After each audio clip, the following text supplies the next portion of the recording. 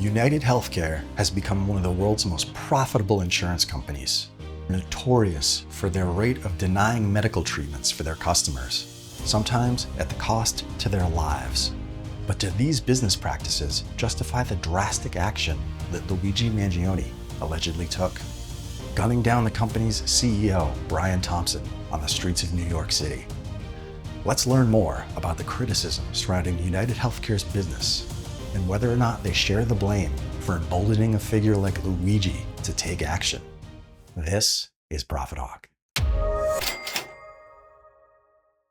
Welcome to Profit Hawk, where we analyze the best and worst of the business world. Today, we're looking at UnitedHealth Group. It's a for-profit company specializing in health insurance and healthcare services.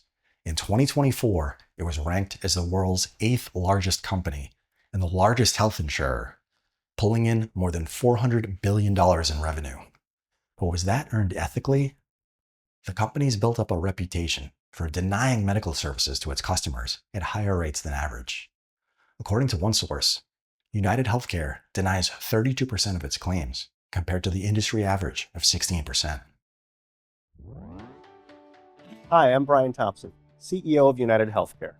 Our mission and values are focused on helping people live healthier lives and making the health system work better for everyone.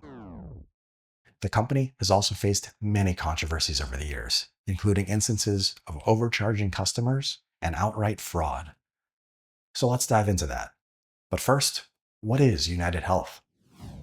The company was founded in 1977, creating a network-based health plan for senior citizens. It became a publicly traded company in 1984. Over the years, it expanded, acquiring numerous other health insurance companies across the United States. In 1998, the company reorganized itself as a holding company called UnitedHealth Group. As of 2024, UnitedHealth Group has two subsidiaries, Optum and UnitedHealthcare.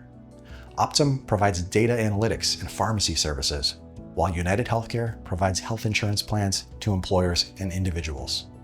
The shooting victim, Brian Thompson, was CEO of UnitedHealthcare, not of the overall UnitedHealth Group. So what are some examples of the company's controversies? The Federal Trade Commission just published a stunning report, finding that UnitedHealth's pharmaceutical subsidiary marked up prices by hundreds or thousands of a percent on life-saving drugs meant to treat heart disease, cancer, and HIV. In one case, the company charged leukemia patients 5,000% more than the actual value of a life-saving leukemia drug. By doing this, UnitedHealth earned billions of dollars of annual revenue. The FTC is considering legal action, but the report states they're unsure if any illegal conduct actually occurred.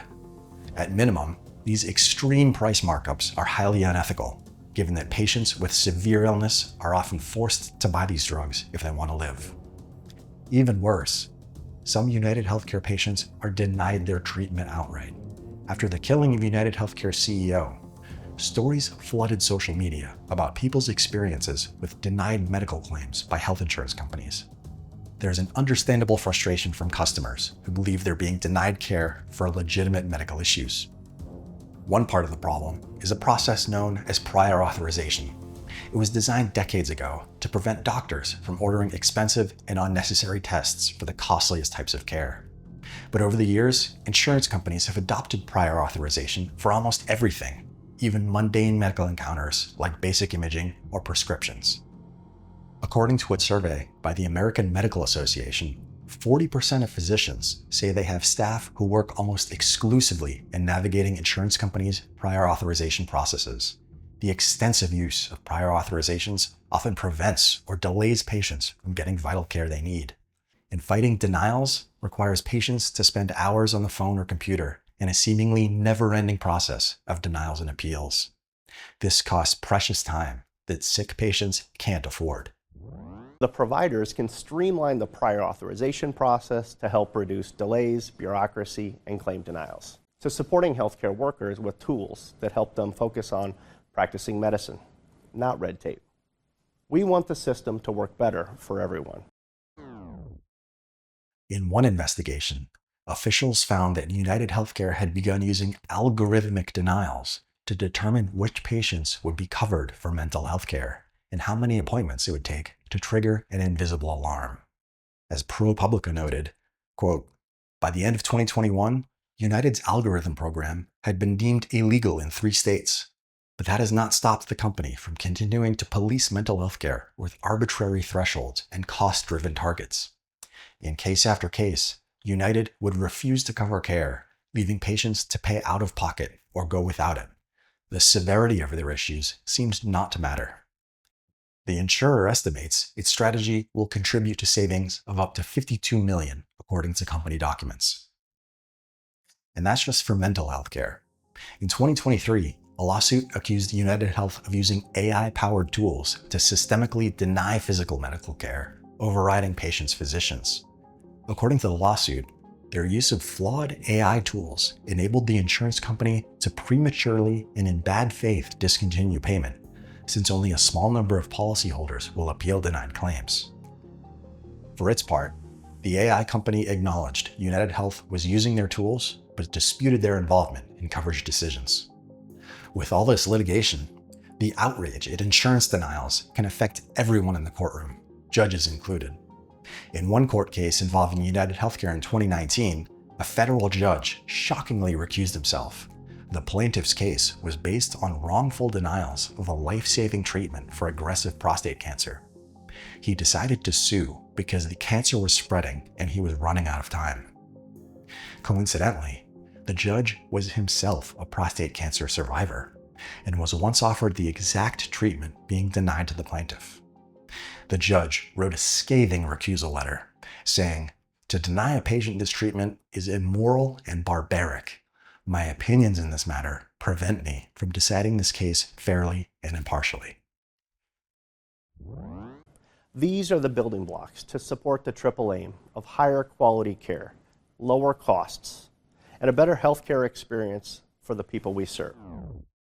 Those are some examples of customer-related controversies, but what about UnitedHealthcare's dealings with the government? In 2011, a company whistleblower filed a lawsuit alleging that their data analytics division was defrauding Medicare Advantage, the private counterpart to a government health insurance program for seniors over the age of 65. The lawsuit alleged that UnitedHealth routinely tweaked its patients' medical charts in an effort to make them look sicker than they actually were. With Medicare Advantage, reporting unhealthier customers led to bigger payments to the company from the federal government. In 2024, a Wall Street Journal investigation calculated that, based on Medicare data, UnitedHealth's Medicare fraud allegedly yielded $8.7 billion in payments to the company, over half its net income for that year. And by early 2025, the U.S. Justice Department launched a civil fraud investigation into the company's Medicare billing. So where does the company's CEO, Brian Thompson, fit into all this? Well, he was dealing with his own alleged fraud. A few months before Thompson was killed, he and other UnitedHealth executives were facing a class action lawsuit for insider trading. It alleged they dumped millions of dollars worth of stock while they knew the company was facing a federal antitrust investigation. When the Wall Street Journal publicly exposed the investigation months later, the price of UnitedHealth stock crashed, but executives had already cashed out. The lawsuit reads, UnitedHealth was aware of the DOJ investigation since at least October 2023. Instead of disclosing this to investors or the public, UnitedHealth insiders sold more than $120 million of their personally held shares. Brian Thompson, the CEO of UnitedHealthcare, sold over $15 million of his shares. But that wasn't the only thing Thompson was criticized for. The United States Senate released a staff report in October 2024 highlighting UnitedHealthcare's increasing failure to provide coverage for post-acute care after patient hospitalization. In 2019, the insurer denied approximately 9% of requests, but under Thompson's leadership, that had grown to a whopping 23% by 2022. December 4th, 2024. A masked suspect shoots and kills Brian Thompson outside a hotel in Midtown Manhattan prior to an investor conference. The suspect flees the scene, leaving behind a few pieces of evidence. A backpack stuffed with Monopoly money, shell casings with the words "delay, deny, depose" written on them, a callback to the title of a book critical of insurance companies. This event put the spotlight on the public's frustrations with health insurance, and people shared their stories.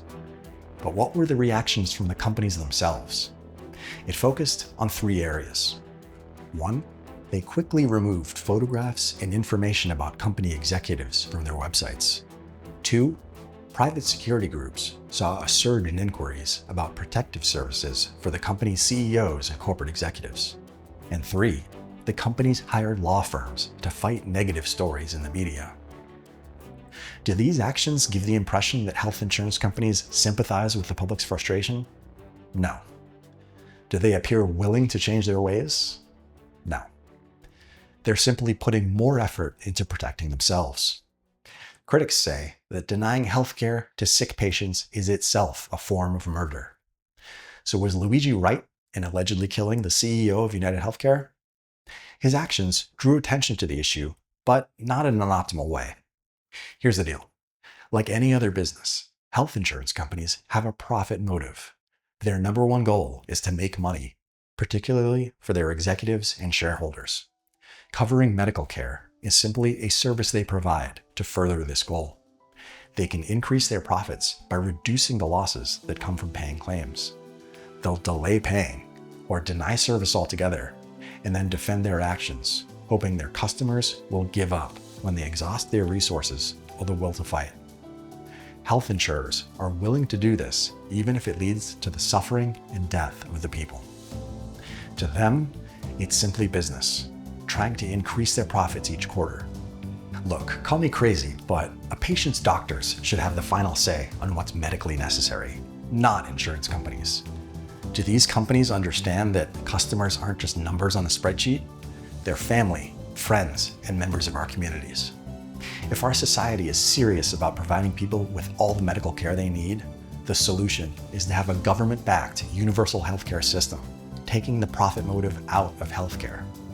Until that happens, we will continue to see for-profit health insurers pushing the limits to enrich themselves at the expense of the people. This is Profit Hawk. Thanks for watching. If you're interested in another story about business corruption, check out the video linked here. And if you enjoyed this content, leave a comment down below. Remember to like and subscribe, and I'll catch you on the next one.